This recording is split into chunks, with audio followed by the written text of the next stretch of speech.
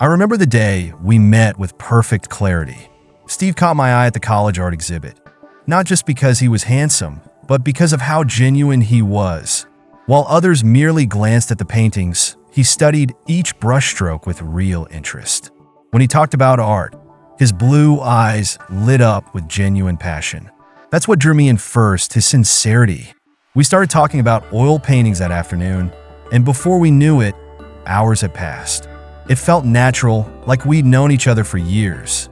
Soon enough, we were spending every evening together, sharing our dreams of building a simple, happy life. Those early days were filled with such hope and easy laughter. We married young and built exactly the life we dreamed of, full of love, support, and those precious everyday moments that mean everything. But somewhere along the way, things began to change. This maintains the original story's meaning while using a straightforward, authentic voice that older American readers would connect with. The focus is on genuine emotions and real moments rather than flowery descriptions. As the years went by, life got more complicated. Our home was blessed with 3 wonderful children, and every day brought new joys mixed with chaos. Steve threw himself into his painting business, working hard to provide for us. He'd come home proud of his work, but exhausted to the bone. I juggled my career with motherhood, trying to keep everything running smoothly. But somewhere between the school runs, soccer practices, and endless loads of laundry, I started losing sight of who I was beyond being a mom and wife. Like many marriages, routine crept in, and those quiet moments we used to share became rare. Looking back, I can see how we both got caught up in the day-to-day, forgetting to nurture what brought us together in the first place. The day of the cruise, I was caught completely off guard when I saw my children waving excitedly at the ship's entrance. Their happy squeals filled the air as Steve stood behind them with that knowing smile of his. "Surprise, Mommy," they called out. "We thought we'd come to see you off," Steve said. I managed to smile, though my stomach was in knots. "Where's Edna?" I asked, trying to keep my voice steady. "Probably already on board," Steve replied.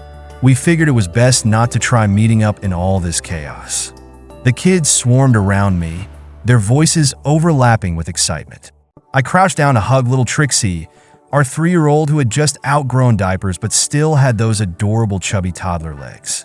Like her older sister, she was our little chatterbox. "Are you going on that big ship?" she asked, her blue eyes sparkling with curiosity. "Yes, sweetie," I said, trying to keep my face bright. "Will you swim and watch movies?" she pressed on. "There's all sorts of things to do," I explained, feeling worse with each word. "I want to go too," she declared, and my heart sank even further. Time was slipping away, and suddenly I noticed Steve was nowhere to be seen. "Kids, do you see Daddy?" I asked, scanning the crowd anxiously. Their small eyes searched but couldn't spot him through the mass of people. I checked my watch, 5 minutes until boarding. My heart started racing as I dialed Steve's number, but it went straight to voicemail. "Steve, where are you? I need to board. Please come back." The kids were starting to look worried, so I forced a smile.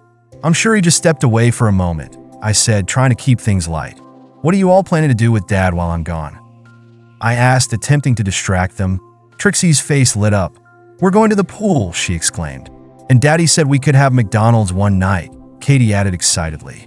Charlie, ever our serious one, chimed in. "We're playing mini golf tomorrow. Are you going to beat Daddy again?" I asked him. He shrugged with that thoughtful look of his. "I think he lets me win." My heart ached at his insight. "You still have to make your shots," I reminded him, echoing Steve's usual words of wisdom. Charlie gave me a small smile, and I hugged him tight, all while wondering where on earth Steve had disappeared to. With time running out, I spotted 2 uniformed crew members heading toward the ship's ramp. I hurried over, keeping the kids in sight. "Excuse me," I called out. "I have my boarding pass, but my husband hasn't returned, and I can't leave my children alone. Could you wait just a few more minutes?" The younger man looked to his senior colleague, who gave a slight nod. "1 more minute, ma'am. That's all we can give you." I thanked them and tried Steve's number one last time. Voicemail again. "Steve, I'm about to miss the ship. Please hurry," I whispered desperately. No response. The sailors exchanged knowing glances as I stood there helplessly. I quickly typed out a text. Missed the ship. Turning back. I watched with a mix of frustration and worry as they pulled back the gangplank. Thanks a lot, Steve, I muttered under my breath as the ship began to pull away. My phone buzzed with a text. Oh no, what happened? I replied quickly. Later, I had to be there for my children. I gathered them close and led them to a shaded bench to wait for Steve's return. Katie looked up at me with confused eyes. Mommy, aren't you going on the ship? Not today, honey. Why? She pressed. Your dad went somewhere, and I couldn't leave you alone, I explained, struggling to keep the irritation out of my voice. I didn't feel like defending Steve at that moment. Lately, he'd been acting strange. Some nights he'd stay late at work, and even when he was home with the kids, his mind seemed elsewhere. Our conversations had dwindled to almost nothing. Instead of spending evenings with us like before, he'd either head to Tony's bar or work in the yard until dark. He was also glued to his phone more than usual. One morning, curiosity got the better of me, and I checked to see who he was texting, only to find he'd added a password. The thought that he might be cheating crossed my mind, but it didn't seem like Steve. He'd always been so reliable. Still, something had shifted, and now this. He knew how much I'd been looking forward to this cruise, just 5 days to myself. A brief break from the endless roles of being a mom, wife, employee, daughter, and everything else. 5 days didn't seem unreasonable. I remembered how excited he'd been when I first brought it up in April, but then something changed. Time dragged on at that bench, and Katie was getting restless. Can we wait a little longer? I asked her gently. I'm tired, she sighed. I tried Steve's number again, but it went straight to voicemail. My irritation was giving way to real worry now. Where could he be? I muttered, careful not to let the kids hear my concern. I kept them entertained with questions and made-up games. But there's only so long any child can wait patiently. Finally, I had to face reality. Okay, time to head home, I announced, standing up. But how, Mommy? Katie asked, looking worried. We'll take an Uber, I replied, suddenly realizing I didn't even have the keys to Steve's car. As I ordered the ride, I tried to convince myself it would be fine, just a short trip, and surely the driver wouldn't mind 3 kids. We waited, then made our way home, with me growing more uneasy by the minute. When we arrived, I tried Steve one more time. Steve, please call me and let me know you're okay. I'm taking the kids home, so come back as soon as you get this. His car wasn't in sight, though it could have been in the garage if he was home. But when we went inside, the house was empty. The kids were quiet as we entered the house. I put Trixie down for a nap, hoping she'd sleep after all the morning's excitement, though she didn't always cooperate. Katie settled in front of the Disney Channel, while Charlie retreated to his room, closing the door behind him. I left my rolling bag in our bedroom and went to the bathroom, sending a few quick texts. Sorry, Steve, and the kids came. He disappeared. I couldn't leave the children. A sad face emoji popped up in reply. I responded with my own sad emoji and headed to the kitchen for a snack and some iced tea. At first, I didn't notice it, but as I sat at the table wondering where Steve could have gone, my heart suddenly stopped. His phone was sitting in the center of the table, that distinctive silver case perfectly aligned with the table's edges, showing his detail-oriented nature. But what froze me was his wedding ring, lying there on top of the dark phone screen. My stomach lurched, and I rushed to our bedroom. Most of his clothes were gone. His tablet had vanished from the bedside table, and a quick glance at the living room confirmed his laptop and all our files were missing too. The reality hit me like a physical blow. My marriage was over. Tears welled up, but I knew they wouldn't change anything. I knew Steve must have been crushed. He wasn't the type to run away, so if he couldn't face me, it was because it would have broken him completely. Despite everything, I loved him deeply. Steve was an incredible person, a wonderful lover, and a dependable partner who had sacrificed his comfort for me throughout our 11 years together. 9 as husband and wife. Yes, he could be stubborn and would sometimes hyper-focus on tasks at my expense, but I usually got my way in the end.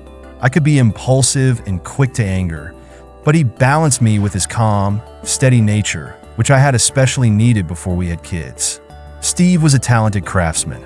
His painting business had struggled at first, but thrived after a couple of years thanks to his unique combination of creativity, skill, and responsibility. He now had a waiting list of clients who praised his work. He was also an exceptional father, endlessly patient with our kids. And now he was gone. So, why was I trying to escape on a cruise with Chad Mayberry? I worked as a dental assistant because it allowed me to be there for the kids after school or daycare, getting home by 2 p.m. when they got out. Chad started at the office about 10 months ago during a rough patch. Trixie was in her terrible twos, and Katie was adjusting to preschool. She needed so much affection, while Charlie was more reserved but still needed attention. The demands felt relentless. Steve's business wasn't all-consuming, but he often came home tired and distracted. He'd perk up for the kids, but by the time we put them to bed, he was spent. I probably was too.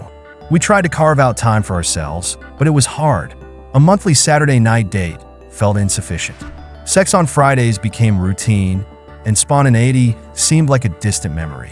Though we had the life we wanted, it felt stifling. I didn't resent Steve or the kids, but I resented how we lived. I wasn't ready to settle into the predictable life my parents had. Chad, on the other hand, was married but childless. He and his wife seemed to live with more freedom. Both worked in professional fields, Sylvia in IT sales, and could afford exciting, frequent trips, often separately. The first time I really talked to Chad was after his wisdom teeth extraction. He had just returned from hiking the Grand Canyon with his college friends, while Sylvia was in Santa Fe attending an art exhibit with her best friend. Chad had a sharp sense of humor and liked to joke around, even teasing me. I didn't usually eat lunch due to my part-time schedule, but he would join me in the kitchen for a mid-morning snack. I often talked about my family and sometimes complained about how they took me for granted. I envied his carefree lifestyle, disposable income, and minimal responsibilities. "Let's take a walk tomorrow," he suggested with a smile. "We can go to the beach for lunch and be back in time for you to pick up the kids." That's what we did. It was a refreshing change from my routine, a conversation with an adult, and no expectations. I didn't have to repeat myself or think of anyone but me. Chad drove, allowing me to relax, and the waiters served me instead of me serving everyone else. I cherished the break, and that night at home with my family felt better than it had in months.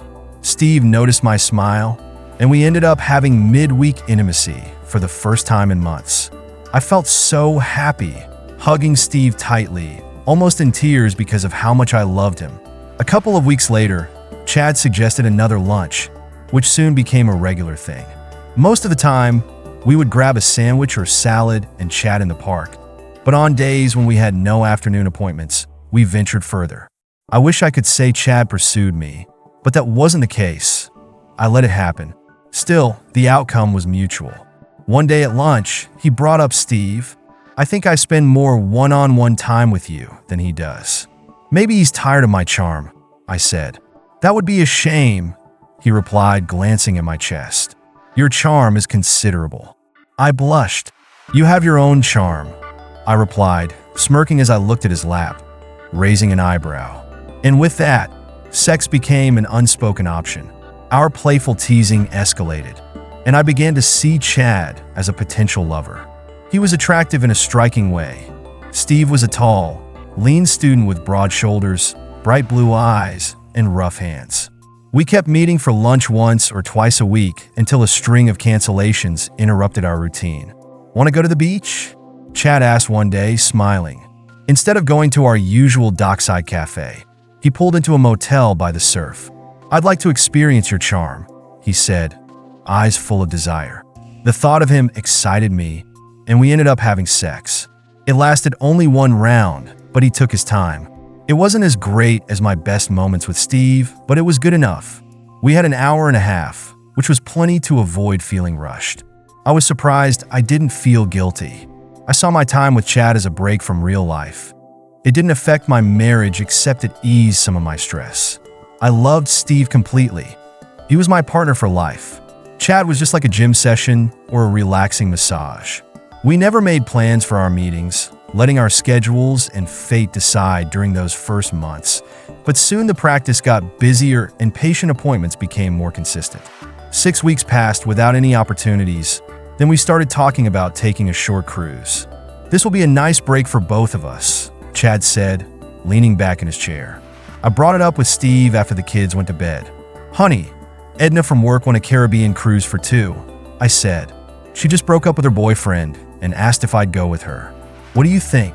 Steve looked surprised. When? In about 6 weeks, the first week of June. For how many days? He asked. Chad and I hadn't figured that out yet, so I guessed. 5 days, I think. He nodded slowly. That sounds like a great idea. You've been working so hard. I don't say this enough, but thank you for everything you do for our family. He hugged me with his strong, long arms, making me feel like the luckiest woman. I loved him so much that I led him to our bedroom, and we shared an intimate moment. When I was with Steve, I never thought about Chad. There was no need. Steve was my reality. Chad was just a bit of fun. We picked June, so we'd have time to convince our spouses. I chose Edna as my cover because Steve had never met her, and Chad said Jeremy was his alibi. Neither Steve nor Sylvia objected. Looking back though, maybe 6 weeks was too long. I don't know how Steve found out, but judging by his change in behavior, he figured it out pretty quickly. Once he knew about Chad and me, I wondered if he orchestrated Katie's announcement that they'd be at the dock to surprise me. Chad and I had to board the ship separately. Now, staring at Steve's phone and his wedding ring left behind so deliberately, I felt lost. It looked like I was about to become a single mother with little time for anything but taking care of the kids. If I thought life before was exhausting, I suspected doing it alone would be even harder. Damn. I took a deep breath and started making calls, starting with his brother. Hey Paul, have you seen Steve today? No, he replied cautiously. My chest tightened. Was he holding back because he knew? Or was I just being paranoid? Okay, thanks. If you hear from him, please ask him to call me. I repeated similar conversations with his parents, his sister Beth, and his cousin, each filled with vague responses that only heightened my anxiety. At one point, the kids came looking for me, so I shifted into mom mode and served dinner. During another meal of macaroni and cheese with baby carrots, their favorite orange foods, Katie suddenly spoke up. Where is Dad? He said he'd be home this week. I forced a smile. Our plans changed, honey, but I'm here now. But where is Dad? Katie pressed on. He always comes home for dinner. I turned to my eldest, hoping for some insight. Charlie, do you know where Dad is? Charlie looked at me seriously and shook his head no. I believed him. Steve would never involve the kids in adult problems. I managed to smile and steered the conversation toward their summer camps, but inside my panic grew. After cleaning up and putting the girls to bed, I let Charlie read in his room for an extra half hour. When I finally found some quiet, I wrote an email to Steve and sent it to both his personal and work accounts. My dear Steve, I hurt you deeply, and I am so sorry. I love you. No matter what you may think about my actions, please come home. I need you, but if not for me, please come back for the children. They're already worried because you missed dinner, and they'll only get more scared the longer you're gone. Please come back to your family. I love you, and only you. I didn't sleep that night, anxiously waiting for an answer. When I received a text from Chad asking how I was doing, I ignored it.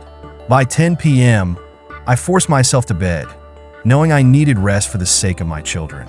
The next day, there was still no response from Steve, only a phone call from his sister Beth.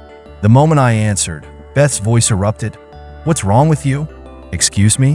What do you mean? I stammered.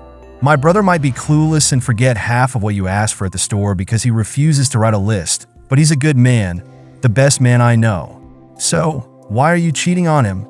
I don't know what you're talking about. What did Steve tell you? I asked, my voice trembling. Steve didn't tell me anything, Beth shot back. Paul picked him up from the drunk tank this morning. He was a wreck, split lip, bruises everywhere. He told Paul that you don't love him anymore because you're cheating with a coworker. My heart sank, shattering for Steve. He had never been one to drink heavily, let alone get into a fight. Oh God, what did he do? What have I done? I whispered. Beth, is he with Paul now? I don't know, Beth replied, her tone harsh and incredulous. But how could you cheat on the best guy in the world? I had no answer. I hung up, my mind swirling with guilt and panic. How could I cheat on Steve? The thought that crossed my mind was that in my eyes, my relationship with Chad felt separate from my marriage. It was nonsense, I knew. A marriage, when right, should be complete and unwavering. No breaks, no temporary escapes. It could be tiring, but that bond shouldn't be broken. Otherwise, you're left with ashes and angry relatives. Now I finally understood that, knowing I had broken a good man whom I loved, I needed to find him and try to make things right. I called Paul, but he didn't answer. Next, I called Steve's parents. I thought my conversation with Beth was hard, but it was nothing compared to what Steve's mom had to say. "Hello. Hi, Margaret. Is Steve there?" All I heard was a sob, then silence. "Margaret, are you okay? Are you there?" A trembling voice finally responded. "I was so happy when he found you. I thought you were the best thing to happen to my son. He was so happy, but you were the worst." The line went silent again, and I knew she was done talking. Crap. If Trixie hadn't come in asking me to tie a bow on her doll's dress, I might have broken down right there. But I had kids to care for, so I smiled and got through the day. My children were innocent, and I knew I had to protect that innocence as long as I could. This lasted another day. The kids grew more confused and upset about Steve's absence. I finally told them that their dad was staying with his brother. I tried to reassure them that he loved them, but that we needed some time apart. "Is Daddy coming home?" Charlie asked, looking worried. "Of course, sweetheart. We need to talk through some things, but he loves you and your sisters so much. He won't be gone for long. He loves you." "I hope so." His response pierced me, and I forced a smile. Sometimes parents fight, and we need to work it out so we can be happy again. But no matter what, we always love you. He nodded seriously and walked away. My heart broke again. Knowing how protective Steve's family and friends were of him, my secret remained hidden. Steve was deeply wounded, but no one would give me a clue about where he was. His family and friends, when not dodging my calls, were frozen in silence. No one said anything about him. I left messages with the few people still willing to talk to me, pleading for Steve to call me or at least arrange a meeting with the kids. I only let myself cry when the children couldn't hear, and when I did, it was bitter tears. We had been perfect together, and now that was gone forever. 5 lives were directly affected, with countless others indirectly impacted, and it was all my fault. By Thursday night, my hope was gone. I had no more ideas and resigned myself to waiting for Steve to make the first move, wondering how and when I might hear from him, praying it wouldn't be through a mediator with legal papers. I went to bed feeling more defeated than ever. It was clear that I had no allies among those supporting him. No one spoke about balance, patience, or forgiveness. While I didn't expect forgiveness, I had hoped that maybe there was enough love left for a response, even if it was anger. But all I got was silence. On Friday afternoon, the phone rang. My heart leapt, but it sank when I saw who was calling. I hesitated but decided to face everything now that Steve was gone. "Hi, Chad," I said. "Sylvia found out," Chad said bluntly. "I got served divorce papers as soon as I stepped off the ship today." I closed my eyes, taking deep breaths to steady myself. "Steve left us. I have no idea where he went." "Damn," Chad muttered. "How did they find out?" "I don't know," I replied, but I think Steve knew the moment I told him about the cruise. He'd been acting strange for weeks. What happened at the dock was deliberate. He left me with the kids so I couldn't board the ship. I'm sure he went home, packed his things, and left while we were waiting. There was a pause as I tried to process everything, the silence heavy between us. "How are you holding up? Do you want me to come over?" Chad offered. "That would be a terrible idea," I said firmly. "I don't blame you. We're both at fault, but I prefer never to see you again. I'll be professional at work, but outside of that, please don't contact me." "Is that really how you feel about me?" he asked. "I love my husband deeply. I don't know why I did this with you, but it cost me everything I valued, my life with Steve and our children. I don't want reminders of my mistake." "I understand," Chad said after a moment. "But if you ever change your mind, I'm here. I don't give up on friends or lovers." "Goodbye, Chad," I said, ending the call. Lovers, apparently everyone but me saw it that way, but I never loved him, not for a moment.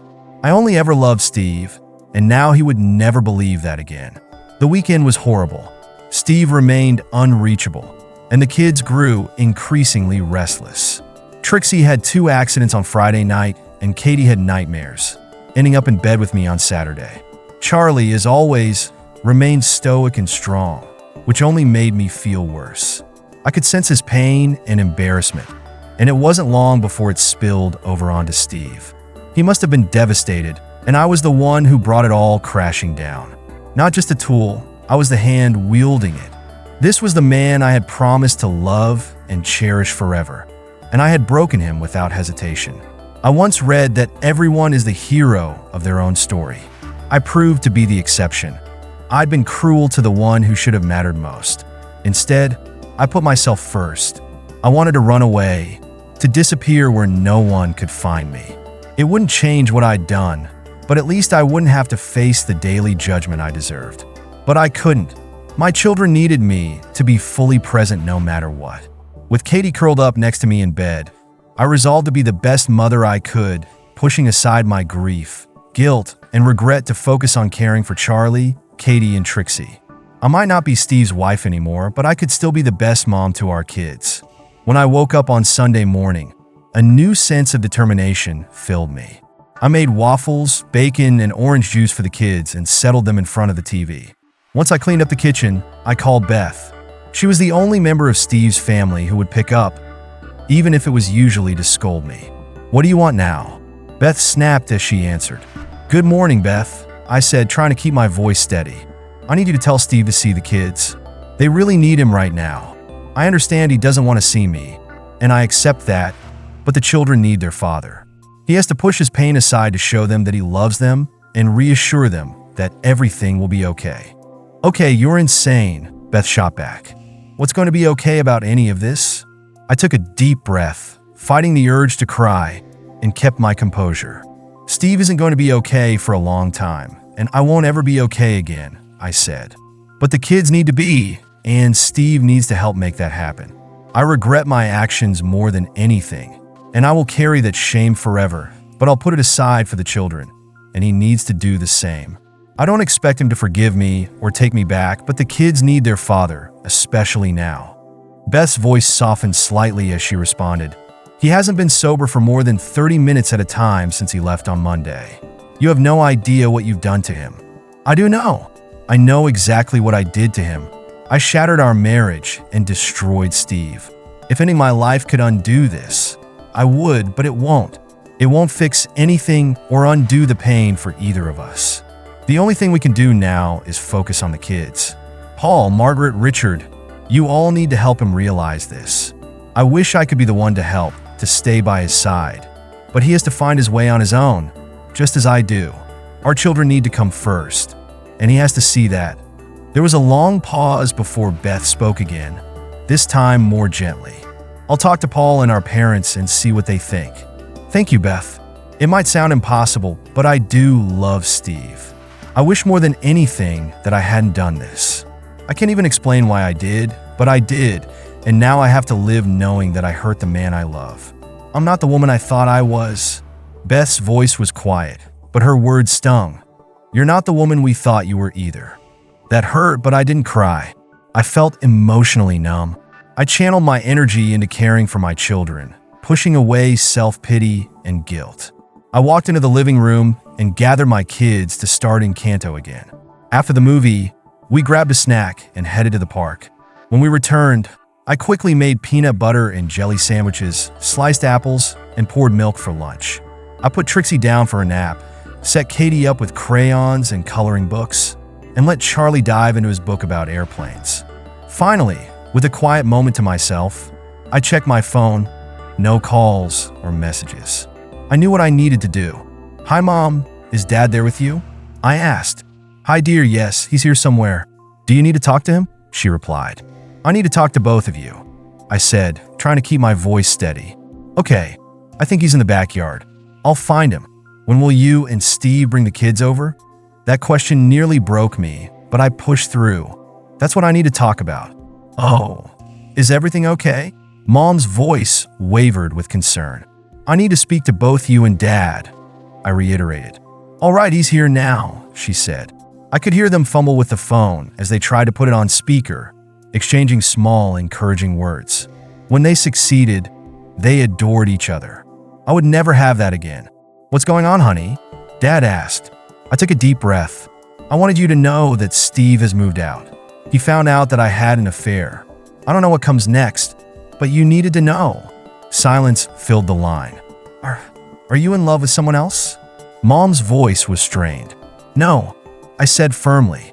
She let out a small, shaky sob. "No, I love Steve. I love him so much. I don't know why I was with anyone else," I admitted.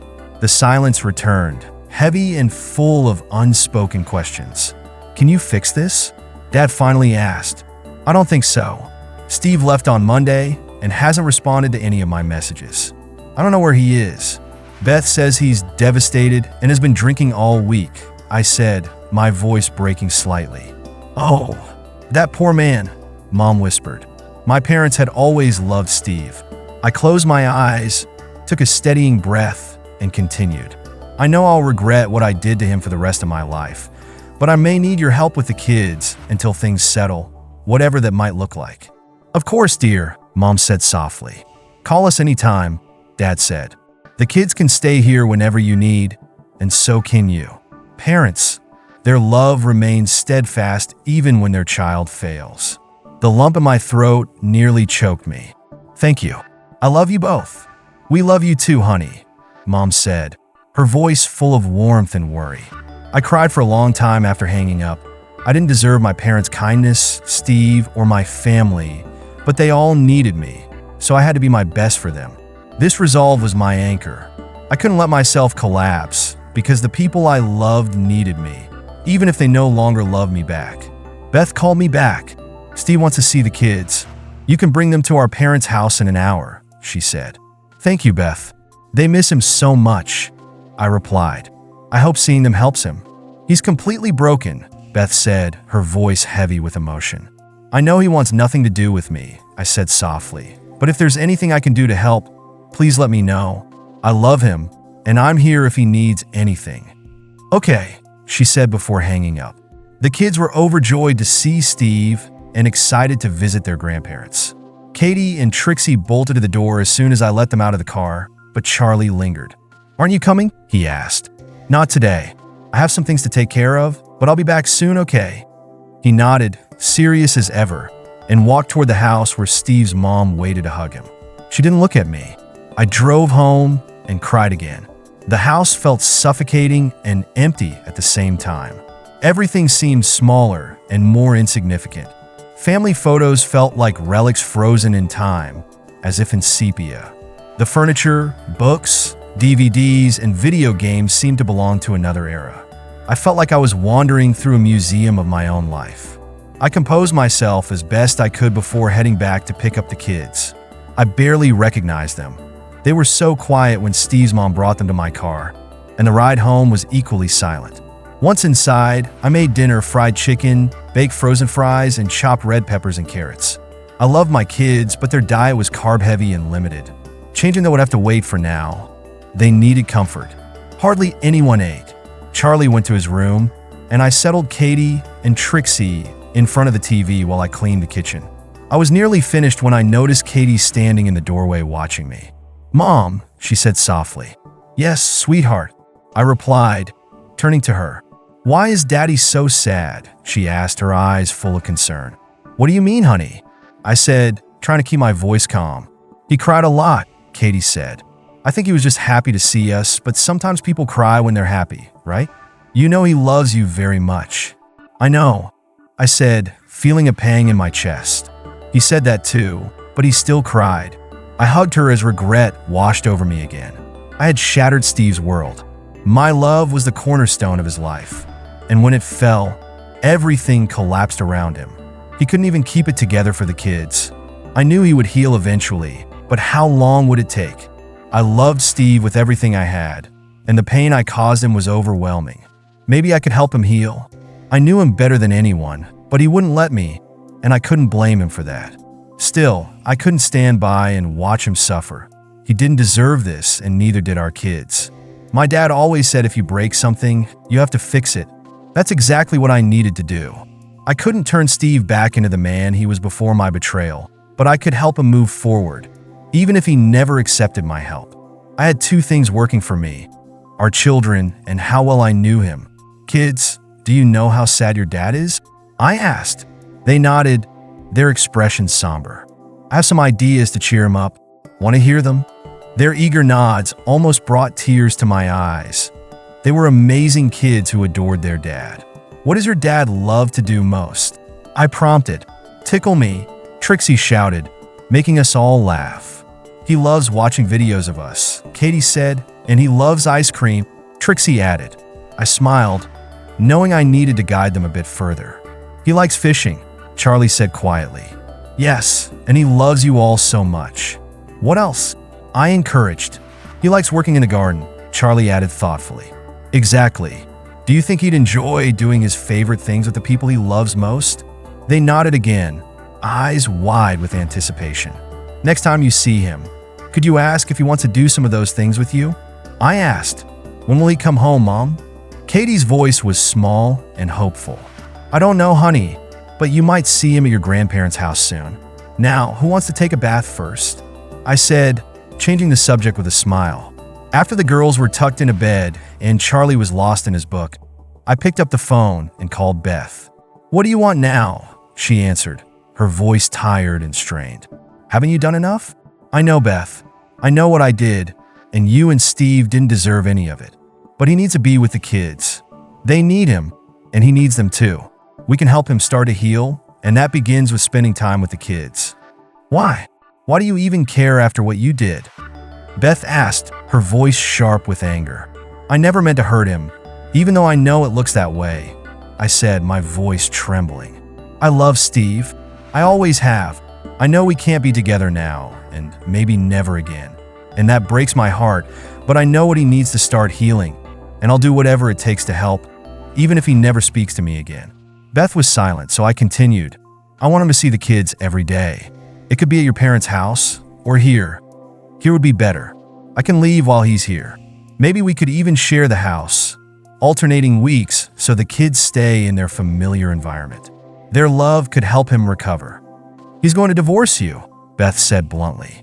The words cut deep, but I accepted the pain. I deserve that. I figured, she said, her tone sharp, and I'll grieve it for a long time, I admitted. But we need to help him for the sake of the kids. Please, Beth, help me help him. After a pause, Bitzeit. Fine. I'll tell him to see the kids and talk to Paul and our parents about sharing the house. It makes sense, but only if you're not there when he is. I understand. I'll do anything except abandon my kids. I don't want to hurt him any more than I already have. Beth didn't respond, but the line clicked as she hung up.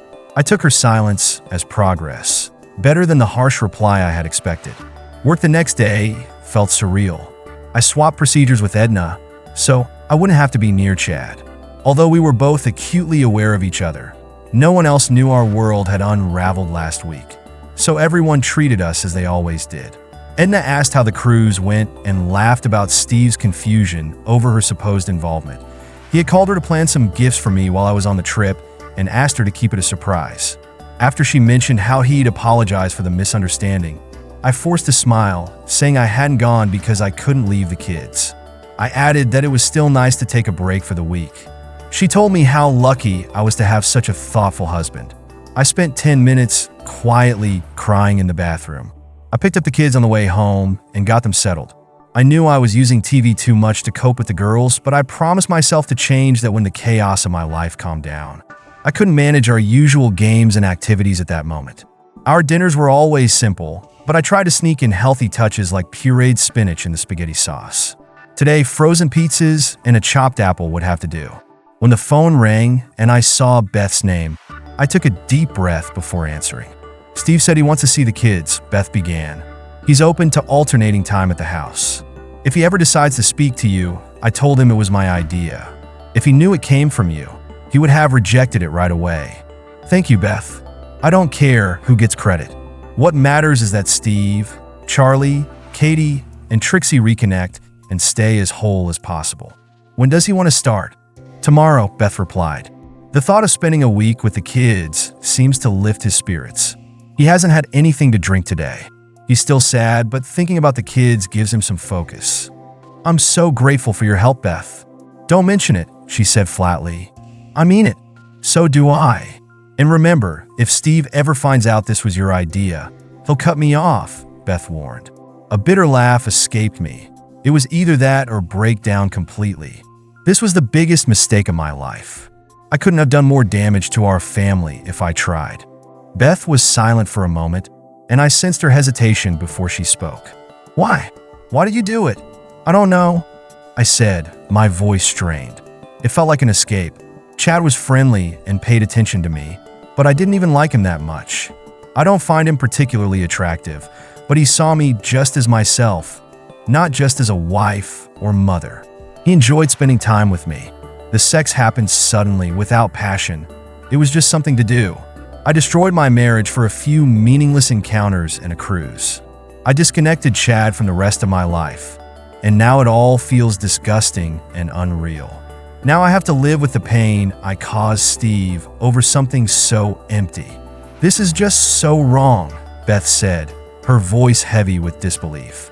I know, I whispered. There was another long pause before Beth spoke again.